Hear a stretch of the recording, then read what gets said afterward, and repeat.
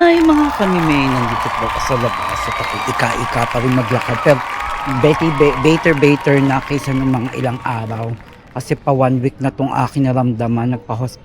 Nagpa-clinic na nga ako kasi ang tawag nila health score. Sabi ko nga, para may paga sa aking sa loob. Pero walang sugat. Ayun na nga, update ko din po kayo sa ganap ng aking mother. So kahapon nga, inadmit na siya sa ospital, dinala siya sa emergency room kasi nga gawa ng sugat at nasabi ko nga hindi siya kaya naman siyang i-accept doon sa isang hospital na pinagdalhan ko, kaso doon sa specialist ng diabetic, kaso ang ending walang room, so 15 days 15 number pa siya bago siya i-admit. So sa in-advise sa akin, ibalik ko sa dating hospital. Grabe kung magkano, alam nyo po ba kung magkano ang aking babayaran. Wala pang isang araw, nasa 50k na po.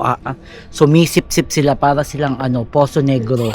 Sumisip-sip sila ng pera. Naintindihan ko naman na private po yun. Kaso kailangan ko talagang ako'y nangangalos na sa aking nanay.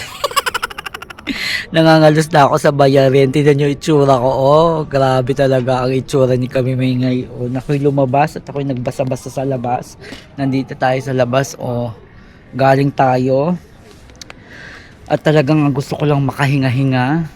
At talagang ang gastusin ay talagang umaapaw. Sabi ko nga sa nanay ko, hindi ko naman pwedeng i-all out sa'yo kasi may gastusin din kami dito, may gastusin din ako dito, may binabayaran din ako dito. Paano yun? Nag-iisa lang po ako. Wala akong katulong. Kaya ang magagawa nyo na lang, tulungan nyo po ako na paluguin ang ating YouTube channel, panoorin nyo, pa-share po ako. Para po sa aking medication ng aking mother. Kasi ano na siya, process na to new transition na to sa aming buhay na kailangan talagang tutukan na siya kasi nagkasugat po siya ng hanggang tuhod, hindi naman umabot sa tuhod. At ang good news po ngayon, sabi ng doktor ng diabetic, kasi naka-confine na siya, ang sabi nun sa diabetic, kasi ini-surgeon din siya kasi tinitingnan nga, may mga specialist na siyang tumitingin sa kanya. Ang sabi ng doktor sa kanya, buti na lang ang good news, hindi siya ooperahan, makukuha pa sa gamot. So sabi po ng doktor, 5 to 6 days pa ang kanyang ilalabas, ang ilalagi sa ospital. Diyos ko Lord, 5, 6 to 6 days, wala pang isang araw, talagang ako ngarag na, paano pa kaya yung 5 to 6 days? Diyos ko! Anong gagawin ko? At least sa good news na yon, di ba? At meron pa pong isang good news at ang aking isang pamangkin ay nakuha na ang kanyang toga at siya ay gagraduate na. Hindi ko lang siya napicturean. Sabi ko picturean na niya. Papakita ko na lang sa inyo pag siya ay pag siya ay pinicturean niya ang sarili. Ang aking pamangkin, ay Diyos ko, deserve namin to mag-celebrate. Ganun talaga, hindi namin hinaadya ang pagkakataon na ganito ang mangyayari. Kaya ako nag-iisip dalawa talaga ako ever since kung uuwi ako o hindi. Gusto kong makita ang aking mother kasi talagang ang pera ay so tight. So tight talaga ang pera ni Kamime at wala talaga akong pagkukunan. Ang jowa naman po, wag niyo tatanungin, tumutulong naman sa akin. Kaso hindi din naman niya kultura ang culture natin. So hindi ko siya maobligahan na tulungan ako. Pero sa abot din ng kanyang kakaya, tinutulungan niya ako. Kunyari sa gastusin sa bahay namin, ayun ang ginagawa lang niya sa akin. Pero yung the other side, hindi niya kulturang tumulong. Kahit ipamukha ako sa kanya po na ako'y tulungan, hindi talaga sila ganun. Ganun talaga ang way ng Dutch. Kaya kaysa masaktan tayo, ay tanggapin na lang natin. Ganon talaga ang mga Dutch. Diba? Makarelate ang mga Dutch dyan. Shout out sa inyo mga Dutch Pinay, Dutch partner. Shout out nyo tong kami may vlog. Charet. Ako ay nandito sa aking bicycle at uuwi na tayo dahil tayo ay may obligasyon sa jowa. Diba nga sabi ko magluluto ako at siya ay nasa opisina. Magluluto naman ako ngayon at mamaya ay meron tayong klase sa Dutch lesson again and again. Which is, nakuha ko na yung passport ko last time, na i-vlog ko na rin po. Pero ang sa akin lang ngayon ay kung para sa sarili ko. Para makasabay ako, para makakontribute ako sa society nyo, mga Dutch! Ko Lord, nakaka-contribute na nga ako, nagbabayad na nga ako ng tax nyo, napakalaki ng tax nyo kinukuha sa akin. Pero kailangan kong sumabay. Dahil hindi po tayo pwedeng tumenga lang sa isa. Kailangan tuloy-tuloy. Habang tayo tumatanda ay tayo ay nag-grow. Kailangan gumugrow ang utak para long life. Ganon! Maganda tayong lahat ng mga kapagtumay dyan. Bang gising ang inyong kami, may. Ano la? Ano Nandito sabi mo na yung la? pamangkin ko. Anong sabi mo? Bakit? Ba't ka kawawa? Ano sabi? Kasi Ano sinasabi? nag-asawa daw ako'y kawawa siya. Kung nag-asawa na daw ako, kawawa din siya. Totoo yarn. Dapat sinabi mo yung totoo yarn. Dapat sabi mo yung nag-asawa ka din dapat. Dapat sabi mo, dapat sabi mo kaya, dapat nag-asawa ka ulit, Lola. Apam. Dapat Lola, nag-asawa ka ulit ng afam. Ay, wala akong mga asawa eh. Ayun, wala daw. Apam, sabihin mo, apam. Hanapan ka daw ni tita ng afam. Tita Otan, gusto mo? Oo daw. Pagpunta daw Oh, na sige, yun. go. Sige daw. Dapat mabango. Dapat daw ay mabango. Dapat daw ay mabango. At saka walang buhok. Walang pulpul. Ay, Lola, wala ka lang ibigay mo ang telepono at kakamustahin ko nasa ospital. Pwede pa ako magtrabaho doon. Yes. Ilagay mo muna sa tenga mo, mamaya kita titignan. Kamusta ka naman dyan, mother, sa iyong kinahihiga ang ospital? Okay naman ako, Tan. Ang problema ko nga nangitangan pa ako. Oo. Kamusta ang pakiramdam mo? Ayos naman. Di nasakit ang dibdib ko. Oo. Kaya lang talaga rin dalawa kong pa masakit. Bakit dalawa ng paa? Di ba isa lang yan? Di ba yung isa pa ako yan, o? May sugat. Na pa, ako maligo sa banyo. Sabi ng doktor wala naman daw yon. Kaya lang napakasakit, Tan. Sobrang sakit. Hindi ka kasi hindi ka kasi naglalakad at saka nakahiga ka lang ngayon. Pamasahe mo ko sa nurse. Nurse, masahihin mo nga ako. Ganon. Konting masahe sa ano yan. At para para yung dugo ay tumatakbo. Hahabulin mo. Musta ka na, Tan? Eto, lupay-pay pa. Nagtrabaho ka? Mamaya, may trabaho ako sa Winkel, sa shop. Linggo ngayon, may trabaho ako. Ang jowa nga, umalis na. Kasama ang nanay niya. Hindi na kami nagkakasama. Gawa ng lagi ako may trabaho. Hindi ako pwedeng tumigil ng trabaho. Alam mo yan. Oo, salamat. Kaya yun sabi ko sa iyo, ikay magpaglabas mo dyan, sabihin mo sa sarili mo na huwag ka nang babalik dyan. Magpapagaling ka na lang sa bahay. Mahirap na namamasa ko dito. Hindi na talaga. O yan, gusto ko yan. Magpapagaling na lang tayo sa bahay. Hindi ko naman sinabing bilisan mo ang galing.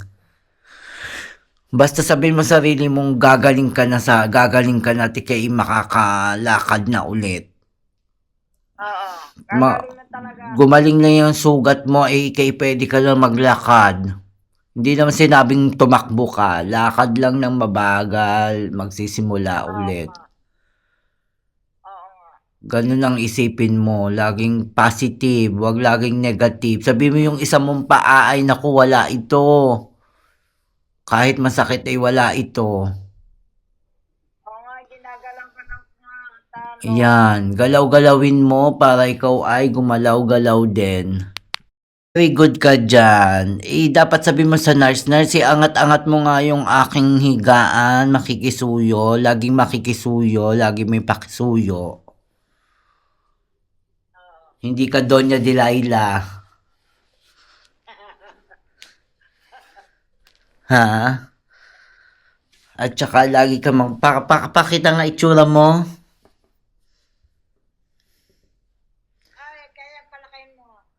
Ibibidyo kita. Sabi mo muna, mag-hi ka muna sa aking mga kamimay. Namimiss ka na ng mga kamimay. O, hi muna. Ang aura. Mag-hi ka muna sa mga kamimay. Wait lang ta, para marinig ka. Abo.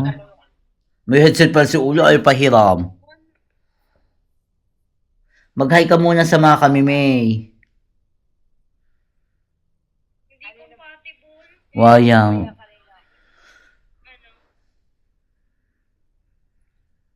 Tingnan mo, maputla-putla ka na, hindi ka naaarawan eh. Hi ka daw sa mga kamimay. Ay, mga kamimay, pag-pray niyo ako kay gumaling agad. Yes, amen. Hindi ka kasi, tingnan mo, putla ka na. Pray niyo ako mga kamimay. Wala ka kasing araw eh. Nasanay ako'y gumaling agad. Gagaling ka na daw, sabi ng mga kamimay. Anak ako sa aking anak. Diyos ko. Ang aura. Ang aura. Umiiyak. Nako. Sabi mo kaya, putla siya, wala kasing araw. Ano daw?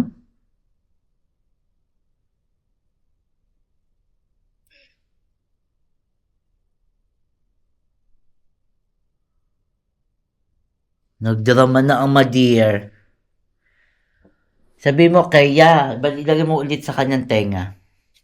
Dito daw sa tenga mo lang. Tingnan mo, medyo putla ka na kasi hindi ka naaarawan. Gusto mo lagi na si aircon. Anak mayaman. Babad sa aircon. Hala. Naiyak. Naku, huwag ka masyado umiyak at ang puso. At baka mahal ang gamot. Huwag ka daw masyadong umiyak. Ang pusang mahal daw ng gamot.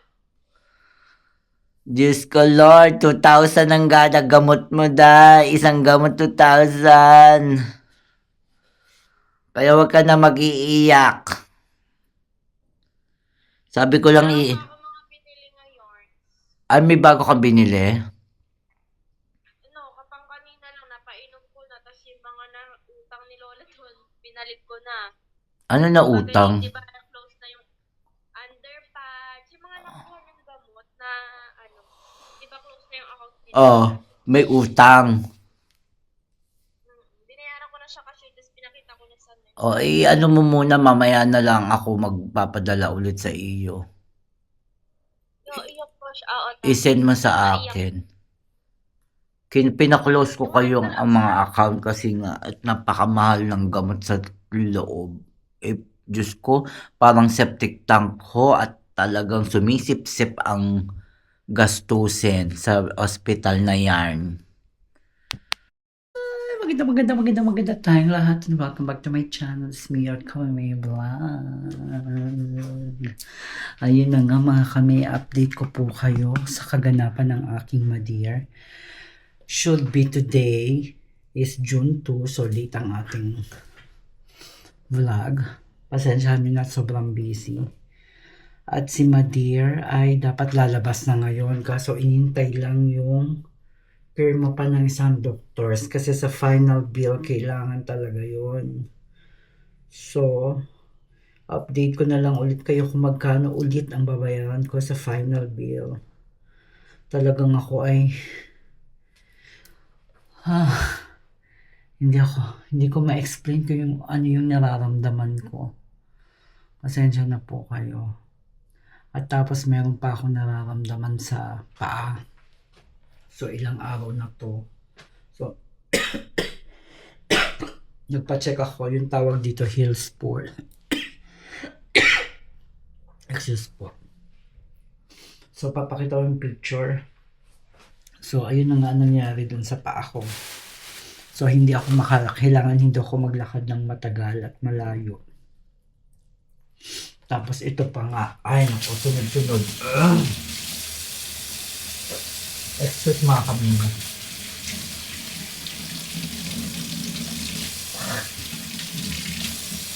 At talagang ako ay kasi umulan dito tapos parang tropical na rin sa atin ang weather. Kasi nga magsa-summer na po dito. Kaya yun. So sa mga katuwid, hindi pa makakalawa si mother kasi na-late na. Na-late na.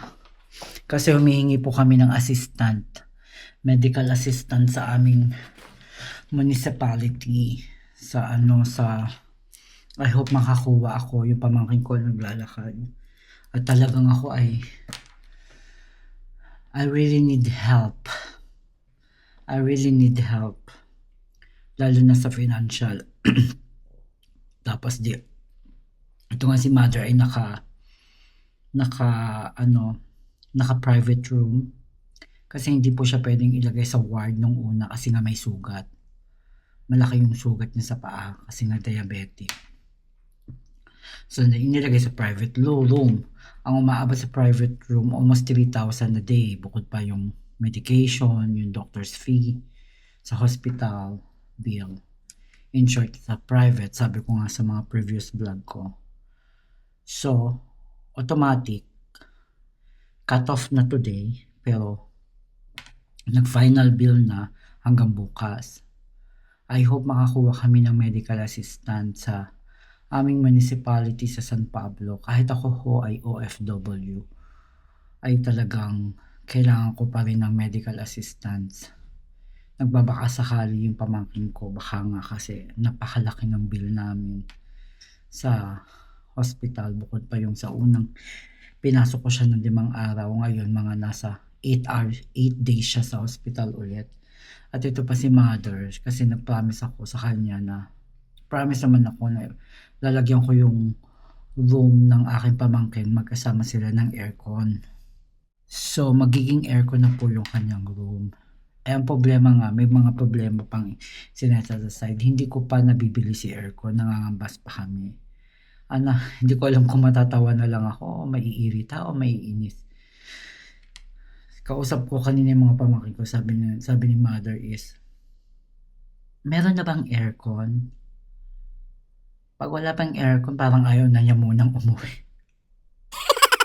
Oh Lord, sabi ko, mother, hindi ko pa nga natatapos yung bill mo. Pero nag-promise naman ako sa'yo, palalagyan ko to ng aircon. Hindi ko na alam ang gagawin ko.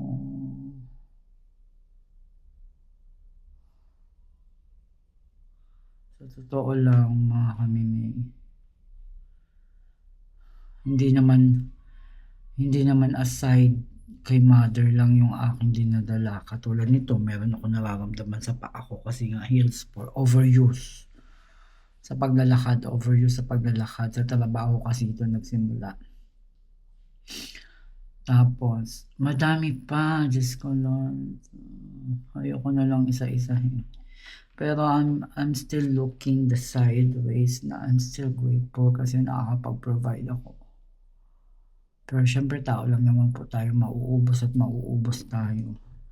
Lakas, emotional, mentalidad, spiritual, financial, maghahalo-halo po yan. Sabi ko kay mother, lalim di ba? Sabi ko po kay mother, magpagaling ka lang. Sige lang. Para matapos na to, bumalik ka lang ulit sa dati.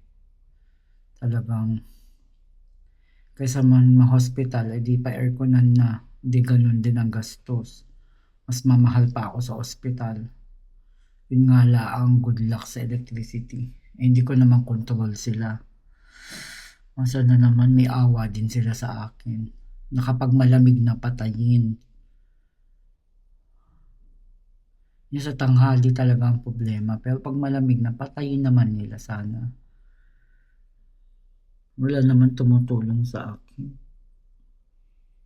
Nag-iisa lang naman ako.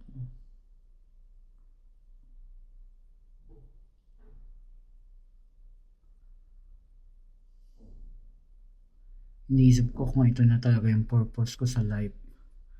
Ang hirap. Hindi ko naman kontrol ang mga utak ng pamilya ko. Nakafocus na lang muna ako kay mother. Sa kanyang pagpapagaling. Thank God na rin ako at magaling-galing na siya. Okay na yung sugat, kaya ilalabas na siya. May sugat-sugat pa, pero ano na po, pahilom na. Ayun, ang update ko sa inyo. Pasensya na mga kamimay ko, naglalabas ako ng mga ibang eksena dito, which is parang ito na lang yung outlet ko sa sarili ko. May share ko po sa inyo kung ano yung pinagdadaanan ng pamilya ko, ng nanay ko, tapos yung pamangkin ko gagraduate pa. Aligaga pa nga yung pamangkin ko kasi siya yung laging nauutusan ko. Wala naman ako mauutusan. As in, kung alam nyo lang. Ay nako, ayoko na pong magsalita. Pero buti na lang nandiyan yung pamangkin ko. Sabi ko naman sa kanya na, sige lang, matatapos na rin ito. Pag natapos na to, okay na yan.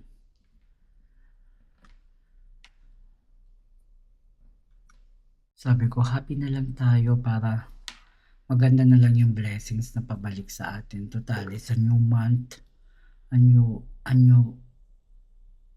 day, a new month, a new blessings, everything. Just, sabi nga na isang katrabaho ko, kasi nag-share ako sa kanya about sa mother ko. Kasi nga, taga-Indonesian siya. Indonesian siya, taga-Indonesia. Sabi, parang pareho tayo ng kultura, di ba? Sabi niya, okay na yan. At least may trabaho ka. Kung wala kang trabaho, diyan ka lalo may stress. Which is tama din naman, na buhay-buhayan ako. Yun yung mga gusto ko marinig, yung mabuhay-buhayan yung dugo ko, yung ma-inspired talaga ako. I need an inspiration. Alam nyo ba, tamad ako magbasa, tamad akong kumilos. May mga buka ko na dapat babasahin, hindi ko matuloy kasi nga, ang utak ko kalat.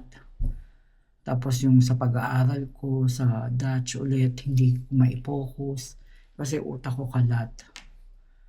Tapos sa jowa ko, hindi na kami masyadong nagkakasama. Pamula na nagbakasyon kami, napanood nyo pong vlog. Ayun pa yung mga karamihan namin. Pamula noon, talagang after ng bakasyon na yon, kalat na ang utak ni kami, May. From half of November, May, talagang kalat na po ang utak ko. Talagang ibang level. Parang ako yung nagda-drive sa kanilang lahat. Kahit aminado naman ako na yung nagbibigay talaga. Pero sana naman, may mga desisyon naman sila na sana, desisyon na nila. Yung maliit na bagay, wag na nila sa akin. Iba to. Halimbawa, pati ba naman yung paglalaba na wala na daw si mother. Wala na daw malinis na kumot pag-uwi. Sabi ko, bakit hindi nyo pa pinalabuhan? Bakit kailangan nyo pang sabihin sa akin? Bakit kailangan nyo pang pagdesisyonan? Dapat sabihin nyo lang, tita, napalaban na po namin yung kumot ni Lola. Wala na po siyang kumot. Ayun, hindi yung, tita, kailangan pa po namin palaban yung ay, natural. Mga tao ito, napakamaliit na bagay. Bakit kailangan kong i-feed? Minsan nga gusto ko na i-cut yung aking communication sa kanila. Dahil nauubos ako. Ubos ako.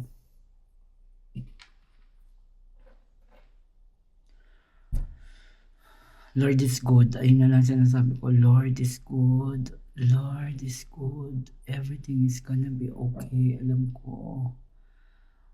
Dadaan lang to. Pagsubok lang to. Lahat malalampasan, walang permanent. Dadaan lang to. Ayun yung finifeed ko sa sarili ko para magkaroon ako ng lakas ng loob. Ulit. Energy. Inspired for myself. Amen. Arigato gozaimasu. Saranhabide. Kapongka. Maligo sa ulan. Inulan na tayo mga kami ngayon. Super ulan, nasa labas. Ulan na ulan. Bawal ang maulanan. Charet. Sarap maligo sa ulan.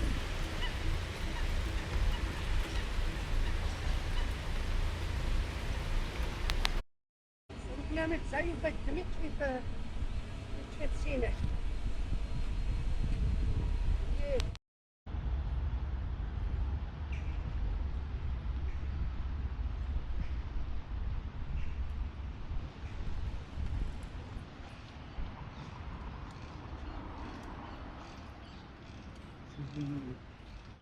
Hi! Welcome back to my channel. It's me, kami may vlog. Maganda tayong lahat. Nandito ako sa labas. Dahil ako ay nagpapahangin. Gusto kong lumanghap ng sariwang hangin. Dito ako sa park. Kaya alam niyo kung bakit. Thank God. Nakalabas na si Madir. Lumabas na siya ng hospital. At salamat din sa aking pamangkin na siya ang nag-asikaso. Tsaka natural sa aking kapatid, anak siya na dapat talaga siya ang mag-aasikaso.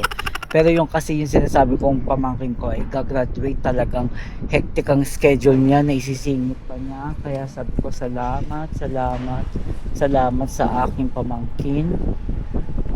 At tapos po ay yun na nga, lumabas na si Madir. At ang binayaran namin ay tumataginting na kulang-kulang na with 7 days.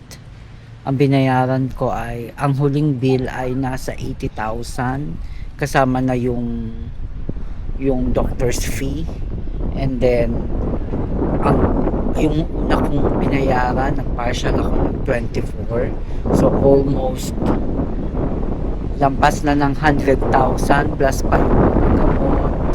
Hindi po ako nagpa-plus, parang inaano ko lang, sinasabi ko lang sa inyo, ganun na daw po talaga ang kalakaran sa Pilipinas. Kaya handa na ano ba rin ako, na nasyasyak ako sa atin, dahil talagang ang pera ay napakabilis, sobrang bilis. At salamat din po, at nakakuha kami ng medical assistant sa aming congressman na si Amante, si Amben Amante. Nagbigay siya ng 17,000 pesos. At ang aming mayor na si, bagong mayor na si, ang pangalan nito nakalimutan ko na.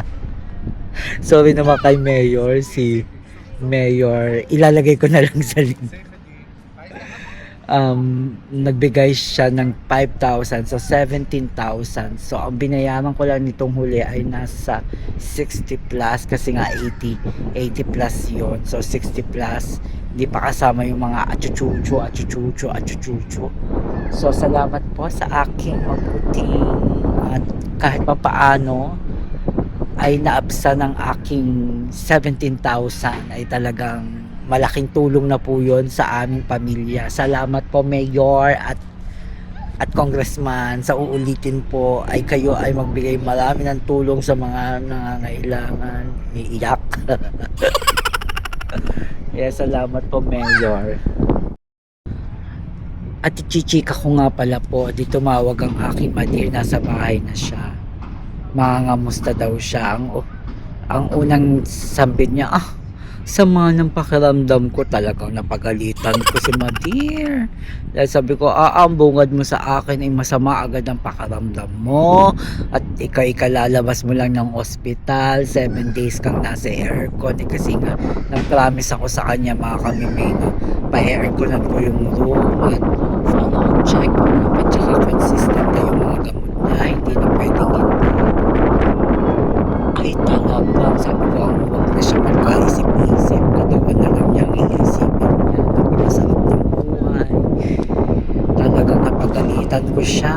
dahil puro siya daig. Sabi ko, wag ka laging nakadaig, kaya ang blessing ay nabablock. Sabi ko, ganyan, naiintindihan ko, masakit yung paa mo. Sabi ko, hindi ka, dahil may edad ka na, hindi mabilis siyang gumaling. Pero nasa process tayo ng pagpapagaling mo. Kaya dahan-dahan kung napapagod ka makahiga, umupo ka. Kung hindi mo pa kayang tumayo, wag kang tumayo. Upo, higa, upo, higa. Pero pag napagod ka ng umupo, higa, tumayo ka naman. Subukan mo maglakad ng back to normal. Sabihin mo yan sa isip mo. Ayan ang sabi ko kay Madir. Kaya pa naman ni Madir, sa totoo lang. Kaya pa, wala, kailangan lang ng push. Kailangan lang ng konting push kay Madir. Para siya ay sigla pa din. Sabi ko, sayang ang buhay, masaya ang buhay. Maligaya ang buhay, isa lang ang buhay. Ang pera kikitain pa. Kaso, pagod na din po ang pera ko. Baka po may mag-sponsor dyan naman.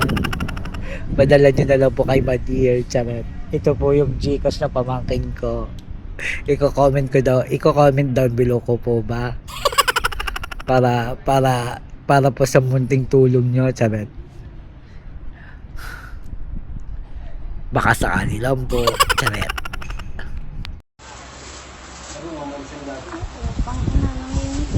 Hindi, galing na yan, te. Galing na. Tingnan ko. Tingnan na dito Yan, nasa ilalim. Ayun, sa ilalim. Titignan mo sa ilalim. Sumilip ka. Oo, makikita ko naman yan sa video. Ayoko na silipin.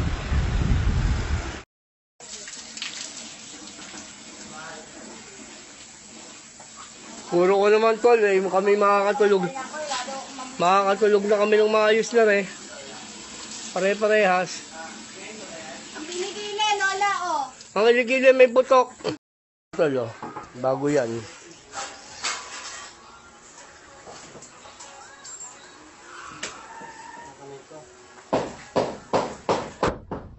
Yung mga nagagawa, maraming nagagawa.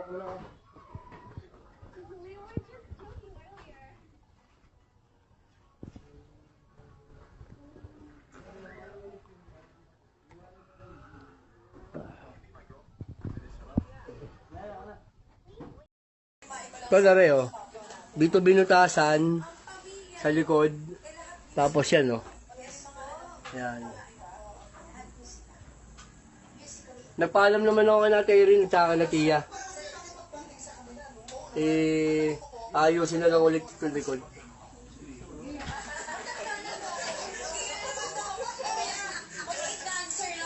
Yan, oh. Aray ko! Sakit! Tapat. Tinala ko yun si Toink. Tawa din ako sa putang inang ilig. Kasama ko nung eleksyon yung... Ang lead si Dilawag gumalaw. Oo.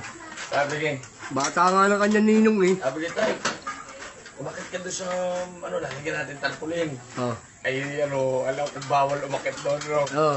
Umakit si Toy. Nakita ni Papi Hima, sabi niya kanina, ano naman ginagawa mo din yan? Sabi po ni Boss G, umakit ako. Gamit ko. Ayan o. Inaano na nila. Nakakasugat niya. Kaya mo kaya mo lumala.